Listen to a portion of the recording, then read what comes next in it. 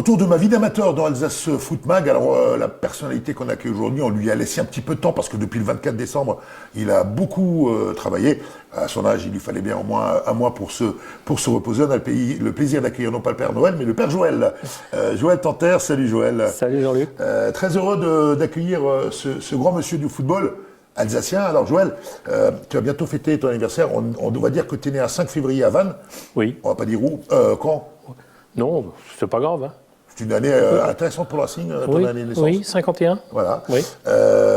Joël, ma vie d'amateur retrace la carrière d'un ancien professionnel dans le monde amateur. Est-ce que tu te souviens de la toute première fois où tu as tapé dans un ballon dans ta Bretagne natale? Au départ, c'était dans la cour d'école, mais la première fois que j'ai joué dans un club, j'étais minime et c'était à l'AS Musillac. Et c'est où exactement? C'est dans le Morbihan, c'est à 25 km de Vannes. Et déjà attaquant ou... Attaquant, avant-centre, et en minime, j'étais 2 ans meilleur buteur. Avec combien de centaines de buts? Je pense que j'ai marqué par saison en minime facilement 35 buts. Quels sont les souvenirs que tu gardes de cette période amateur du côté du Morbihan? Disons que moi je venais d'un petit village qui n'était pas Musillac, c'était Sarzeau, dans la presqu'île de Ruisse. Et à l'époque, il y avait un club, mais il n'y avait pas de jeunes.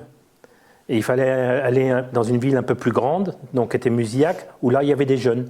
Et donc c'est mon instituteur de l'époque qui m'a fait signer là-bas, parce que lui, il jouait en équipe première là-bas, à Musillac. Et tu es resté combien d'années dans ce club? 2 ans. 2 ans, pour arriver à l'âge de 16 ans en Alsace. En Alsace, 16 ans et demi. 16 ans et demi, direction l'école hôtelière Oui.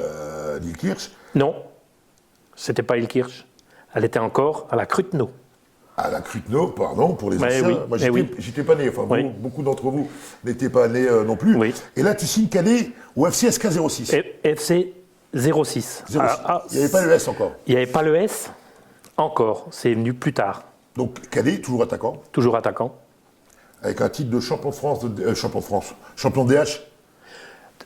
Après, en champion d'Alsace, promotion d'honneur. Champion d'Alsace, division d'honneur. Vainqueur de la Coupe d'Alsace avant d'aller au Racing. En 73 et en 74, 1900 bien évidemment, avant Jésus-Christ pour les plus anciens. Ça, c'est un petit private joke avec Joël. Et à l'époque, tu es repéré par un monsieur qui s'appelait Paul Franz. Exactement. Et tu as signé un contrat de non-sollicitation avec le Racing. Oui, mais disons encore avant, en étant encore amateur, j'ai eu une 12aine de sélections en équipe d'Alsace. Et on a gagné la Coupe des Ligues avec l'équipe d'Alsace. Là aussi, un souvenir ou une anecdote de tes années au 06, de tes premières années au 06, puisqu'on y reviendra.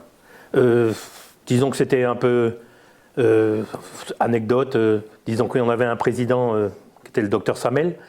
C'est lui qui m'avait fait revenir parce que ce n'était pas prévu que je revienne à Strasbourg. Et lui, il voulait monter une bonne équipe et il m'avait demandé si je voulais revenir. Et parce que moi, j'avais d'autres dans le métier. J'ai fait mes stages au casino à Deauville et je devais être embauché au casino à Deauville. Et puis au dernier moment, j'ai dit non. Alors j'ai téléphoné et puis j'ai dit je reviens à Strasbourg parce qu'à l'époque, ils ont pris Raymond Kelbel comme entraîneur au 06. Et c'est là qu'on a fait toute la série pour monter jusqu'en CFA à l'époque. Alors en 74, tu signes stagiaire au Racing, puis tu passes pro, champion de France de D2 en 77. On a un peu tendance à l'oublier après une victoire face à l'AS Monaco. Et puis cette fabuleuse année 79. Oui, déjà 77-78. Hein, oui, c'était, champion de France. on était 3e déjà Troisième. là. Et donc, Et puis l'année du titre. oui, bon ça, c'était pas évident. Hein, surtout qu'à l'époque, c'était surtout, on était les campagnards quoi. Strasbourg, vous savez, à l'époque, il y a bien une anecdote où Thierry Roland il croyait que Strasbourg c'était en Allemagne. Hein. Alors, le surnom de Joël, à l'époque, pour vous qui n'étiez peut-être pas né ou tout petit, c'était Bibip. Bip. Et il y avait même une chanson qui s'appelait Petit Papa Joël, quand tu déborderas sur l'aile, n'oublie pas de centrer, etc. etc. Qu'est-ce que ça fait quand on est un Breton exilé comme ça et qu'on devient un peu la coqueluche d'un club et d'un stade comme la Méno? Disons, ça a commencé, je reviens, en 77, le 11 mars 77. C'est l'année, on était en Ligue 2. Et ce jour-là, on reçoit Lille, qui est en Ligue 1, en Coupe de France. Et l'après-midi, je me marie. C'est très, très belle cette histoire. Je me marie à 15 heures, je me marie avec à Place Broglie, avec il y avait Ozim qui était là, Schilcher, Albert. Et après, à 15 heures, à 16 heures, on va chez Schilcher, on boit une coupe de champagne après un mariage. Et à 17 heures, on avait rendez-vous pour le match. Contre Lille.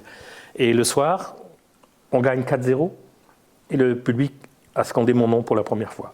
C'est là qu'à mon avis, ça a commencé. Et le soir de mémoire, c'est un beg-off, je crois. Oui. Voilà. Comme quoi, on va écrire un livre sur l'aventure de Joël. Donc champion de France 79 avec la remontée de Lyon, l'arrêt dans toutes les gares en Alsace et puis l'arrivée triomphale à la gare de Strasbourg. Exactement. Inoubliable. Il y avait tellement de monde que je crois qu'on a mis 3 heures de aller à la place de la gare à Place Broglie.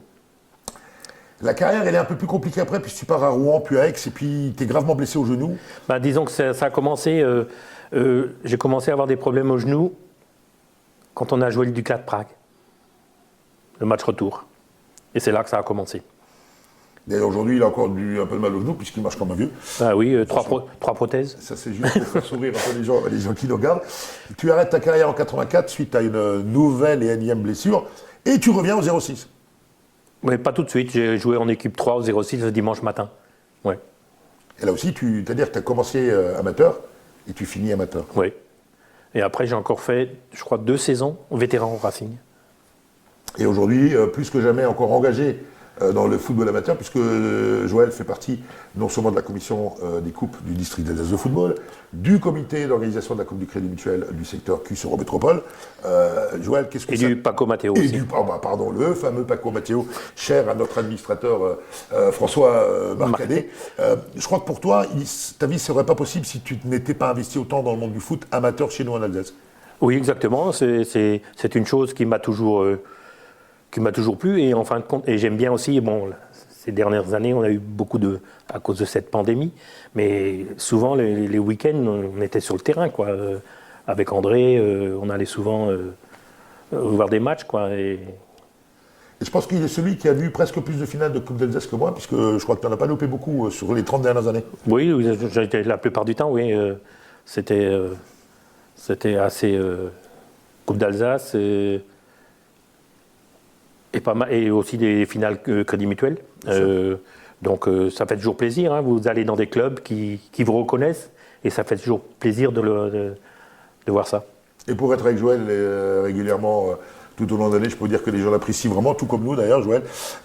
Merci d'avoir accepté d'être avec nous dans ma vie d'amateur. Et puis, on va le retrouver, Joël, très prochainement pour le prochain tirage de la Coupe d'Alsace, qu'on fera en direct sur les réseaux du district d'Alsace de football, avec l'espoir, bien évidemment, Joël, que cette année, on puisse aller au bout. Oui, je pense. Écoutez, je ne vois pas pourquoi. Étant donné que déjà, là, maintenant, à partir du 2 février, les jauges dans les stades sont acceptées. Alors, je ne vois pas pourquoi, d'un seul coup, il y aurait un revirement. Merci, Joël. Merci beaucoup, merci à vous. D'être passé nous voir ici au siège du district d'Alsace de football. On vous donne rendez-vous le mois prochain pour une nouvelle Ma vie d'amateur avec une très très très belle surprise, quelqu'un qui y a accepté. Et je vous en dis pas plus pour l'instant. En attendant, on déroule la suite de cette Alsace Foot Mag du mois de janvier.